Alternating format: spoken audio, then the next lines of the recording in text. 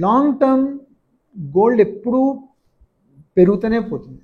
Because gold ఒక hedge, మనకు అది సేఫ్ హ్యావెన్ అని అంటారు.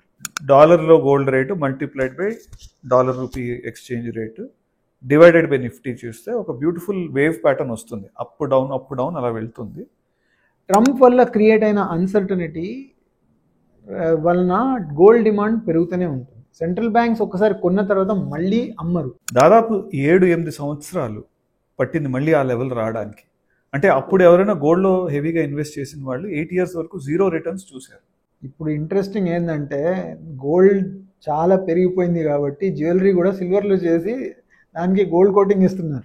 సో సిల్వర్ పోర్ట్ఫోలియో లేని వాళ్ళు ఖచ్చితంగా కొంచెం సిల్వర్ తీసుకోండి.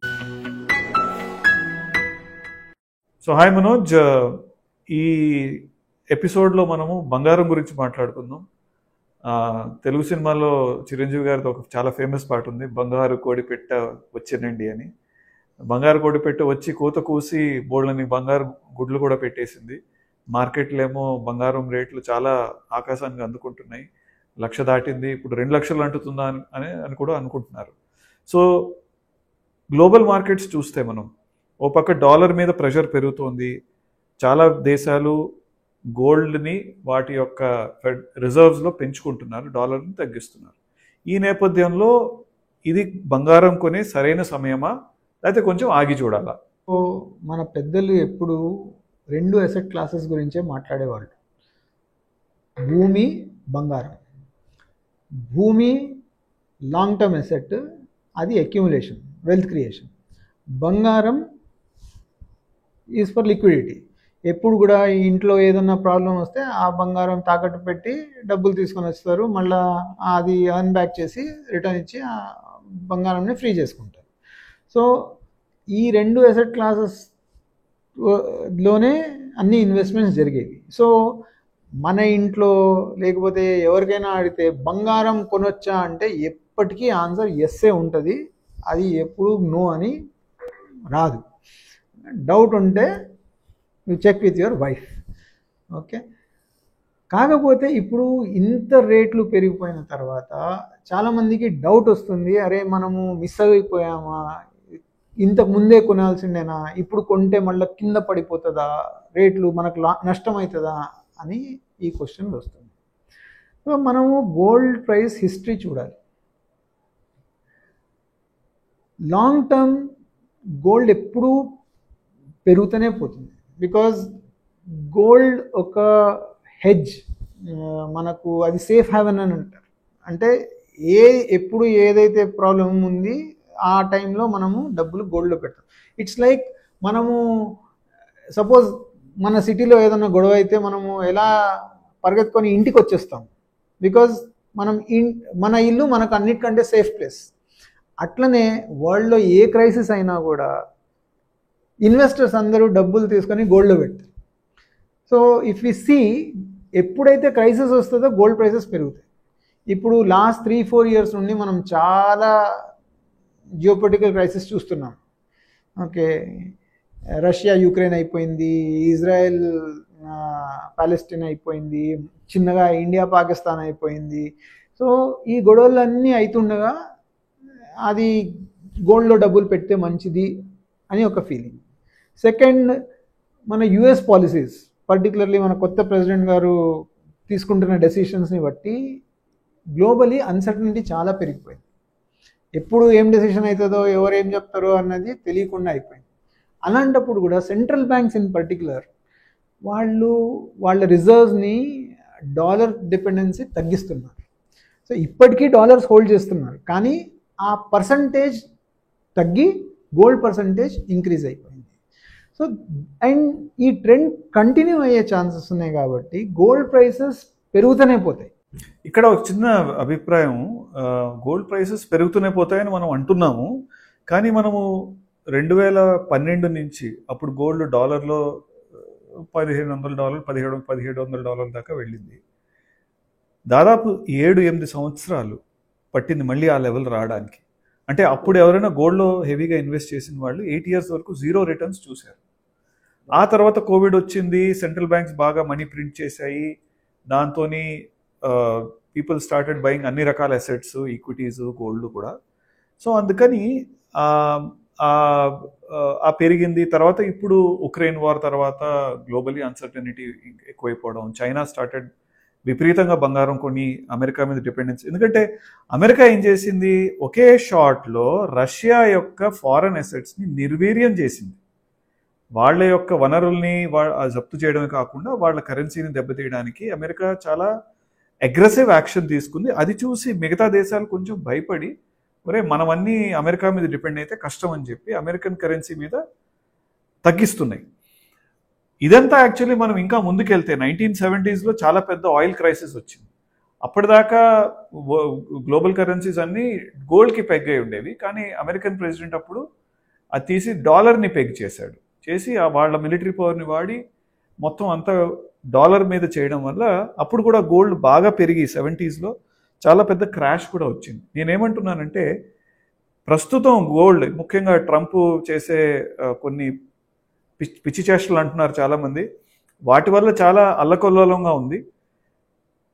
ఒకవేళ ఇంత విపరీతంగా పెరగడం వల్ల నెక్స్ట్ 2-3-4 yearsలో అది మళ్ళీ అలా ఫ్లాట్ అయ్యే అవకాశం ఉంది. ఏదైతే మనం 2012 to 2018-19 ప్రీ కోవిడ్ వరకు చూసామో అదొకటి మనము ఒక్కసారి చూద్దాము. దాని తర్వాత నిఫ్టీ ఈక్విటీ గోల్డ్ రేషియో గురించి కూడా మాట్లాడుకుందాం. నువ్వు అన్నది అక్షరాల నిజం. బట్ నేను ఇంతకుముందు చెప్పిన మాట ఒకసారి మళ్ళీ చెప్తున్నాను. క్రైసిస్ సిచ్యువేషన్ ఉన్నప్పుడు గోల్డ్ ప్రైసెస్ పెరుగుతాయి. నేను ఏదైతే ఎగ్జాంపుల్ ఇచ్చిన, సిటీలో గొడవలు ఉన్నాయంటే ఇంటికి వచ్చేస్తాం, కానీ ఏం లేదంటే బయటకు తిరుగుతాం కదా, అప్పుడు ఇంట్లో ఉండాలని అనిపించదు. సో అలాగే ఎక్కడ కూడా ఏం అన్సర్టనిటీ లేదు, అలాంటప్పుడు గోల్డ్ చాలా బోరింగ్ ఎసెట్ అయిపోతుంది, అది పెరగదు, జస్ట్ ఇన్ఫ్లేషన్కి మ్యాచింగ్ పెరుగుతుంది. సో ఇలాంటి హై రిటర్న్ నంబర్స్ మనకు కనపడవు. అండ్ అలాంటి సిచ్యువేషన్ మళ్ళీ రావచ్చు కూడా. ఓకే, ఇప్పుడు సడన్గా ఒక గ్లోబల్ పీస్ ఆర్డర్ వచ్చేసింది, కంట్రీస్ ఇప్పుడు ఉక్రెయిన్ వారు సంధికి వచ్చేసి అందరూ మన కౌగిలించేసుకొని అందరూ ఫోటోలు పెట్టేసుకుంటే, పుటిన్, జెలెన్స్కీ పుటిన్ డెఫినెట్లీ కౌగిలించుకోరు, కానీ ట్రంప్ పుటిన్ రెడీగా ఉన్నారు అన్ని ఇదైతే. సో ఉక్రెయిన్ వార్ ఒకవేళ శుభం కార్డు చూపించిందంటే స్టెబిలిటీ వల్ల తగ్గే అవకాశం ఉందా? ఉంది. సో బట్ ఇప్పుడు చాలా అవుతున్నాయి, ఒక్క ఫ్యాక్టర్ అనే లేదు. ఓకే, సో ఇది యూక్రెయిన్ రష్యా వార్ ఒకవేళ ఆగిపోయినా కూడా ట్రంప్ వల్ల క్రియేట్ అయిన అన్సర్టనిటీ వలన గోల్డ్ డిమాండ్ పెరుగుతూనే ఉంటుంది. సెంట్రల్ బ్యాంక్స్ ఒకసారి కొన్న తర్వాత మళ్ళీ అమ్మరు. సో అంత సప్లై మార్కెట్ నుండి బయటికి వచ్చేస్తుంది. సో సప్లై తగ్గిపోతుంది, సెంట్రల్ బ్యాంక్స్కి ఇంకా కొనాలని ఉంది, మనలాంటి రీటైల్ ఇన్వెస్టర్స్కి కూడా కొనాలని ఉంది. సో డిమాండ్ పెరుగుతూనే ఉంది, సప్లై లేదు, గోల్డ్ మైనింగ్ తగ్గిపోయింది. సో అలాంటప్పుడు న్యాచురల్ టెండెన్సీ విల్ బి అది పైనే వెళ్తుంది. సో గోల్డ్ ప్రైసెస్ పెరగాలి. కాకపోతే ఈ లాస్ట్ 4-5 yearsలో గోల్డ్ మీద స్పెక్యులేషన్ బాగా పెరిగిపోయింది. ఇంతకుముందు అట్లా ఉండేది కాదు. గోల్డ్లో ట్రేడింగ్ స్పెక్యులేషన్ అయ్యేది కాదు. అది సేఫ్ హ్యావెన్ లాగా ఒక 10%, 5% నా పోర్ట్ఫోలియోలో పెట్టుకుంటా, కానీ దాని మీద అది హై రిటర్న్స్ ఇస్తుంది అని ఆశ ఉండేది కాదు. ఇప్పుడు ఈ వాలటైలిటీ వల్ల చాలామంది గోల్డ్లో కూడా స్పెక్యులేట్ చేస్తున్నారు, ట్రేడ్ చేస్తున్నారు. అలాంటప్పుడు గోల్డ్లో వాలటైలిటీ పెరిగి అది కిందికి పోవడం, పైకి రావడం అదంతా అవుతూ ఉంటుంది. జస్ట్ లైక్ ఈక్విటీస్ ఆ పైన కింద అయ్యే అవకాశాలు బాగా ఉన్నాయి. సో నువ్వు చెప్పినట్టు నెక్స్ట్ 2-3 years గోల్డ్ ప్రైసెస్ కిందికి రావచ్చు, కానీ దాని తర్వాత మళ్ళీ అవి పెరిగే అవకాశాలు బాగా ఎక్కువ ఉన్నాయి. So gold long term view తీసుకుంటే అది పెరుగుతుంది. 150,000 అయిపోతుందా? అయిపోతుంది. ఎప్పుడు అయిపోతుంది నాకు తెలియదు. 3 నెలల్లో అవుతుందా, 3 సంవత్సరాల్లో అవుతుందా, దానికంటే ఎక్కువ టైం పడుతుందా తెలియదు. బట్ స్లోలీ మెల్లమెల్లగా అది పెరుగుతూనే పోతుంది. సో ఇన్ఫ్లేషన్ అని, అన్సర్టనిటీ అని, టెన్షన్స్ వల్ల, whatever reasons, gold prices long term trajectory ఎప్పుడు పైకే వెళ్తుంది. నిఫ్టీ గోల్డ్ యొక్క తారతమ్యం గురించి మాట్లాడుకుందాం. The coordinated movements. మనం ఒక చార్ట్ గీసుకుంటే డాలర్లో gold rate multiplied by dollar rupee exchange rate divided by Nifty చూస్తే ఒక బ్యూటిఫుల్ వేవ్ ప్యాటర్న్ వస్తుంది. అప్ డౌన్ అలా వెళ్తుంది. ఆ టెక్నికల్ అనాలిసిస్ కైండ్ ఆఫ్ మనం చేస్తే ఇప్పుడు ఏమిటనిపిస్తుందంటే ఒక హైకి వచ్చి అది మళ్ళీ కిందకి వెళ్ళే అవకాశం ఉంటుంది. ఎందుకంటే ఈ హైలన్నీ మనం కలిపితే ఒక లైన్ వస్తుంది. ఆ లైన్ని దాటి మళ్ళీ కిందకి తగ్గుముఖం పెట్టే ఛాన్స్ ఉంది. దాన్ని బట్టి మనకు అర్థమవుతుంది ఏంటంటే నెక్స్ట్ నియర్ టర్మ్లో 6 months కావచ్చు, 1 year కావచ్చు, నిఫ్టీ గోల్డ్ కన్నా ఎక్కువ రిటర్న్స్ ఇచ్చే అవకాశం ఉంది.